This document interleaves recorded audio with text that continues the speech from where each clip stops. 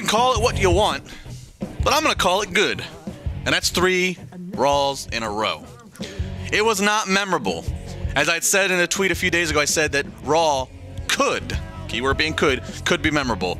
Didn't cite any specific things, but I said it could be memorable. It turned out to not be memorable. But I was talking about that, some internal chatter and buzz going on in the WWE family and world. A lot of excitement with, from all the new, fresh characters coming from NXT, from the energy that these Raw shows have had, credited to Shane, credited to the Bullet Club, whatever you want. There's some interest in the general direction of where WWE is going. What I was and am waiting for that could have marked, and if it ever does happen, will mark the beginning of memorable in terms of WWE programming, involves Shane McMahon, Triple H, and possibly Kevin Owens. Not only would it represent what could be big money programming that will stretch over time, but it has some reflection to behind the scenes as it pertains to the story ultimately having some battle of control of who would be heir to the throne. I'm not saying Triple H and Shane are swinging at each other backstage. No. But what I am saying is that Shane has come back. He's stayed around longer than what was even initially believed he was going to. And there's a lot of looking and a lot of curiosity and a lot of whispers about, in the grand scheme of things, who is going to take what responsibilities and who wants what responsibilities in the WWE world.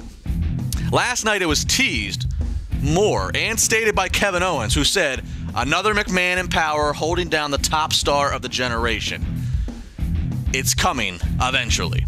Between Shane and Triple H, potential for power, and the fact that Kevin Owens continues to have an issue with Shane in power, and Owens is also very well known to be liked by Triple H, and of course, Triple H being, I guess we could say, the reason Kevin Owens was signed.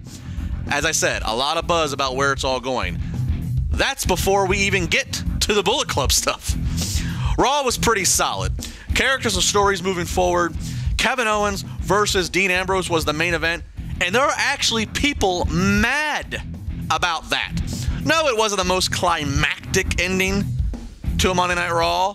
It didn't have, a huge Big Bang explosion, but it ended Raw with arguably the hottest heel and the hottest babyface in WWE right now having a great match.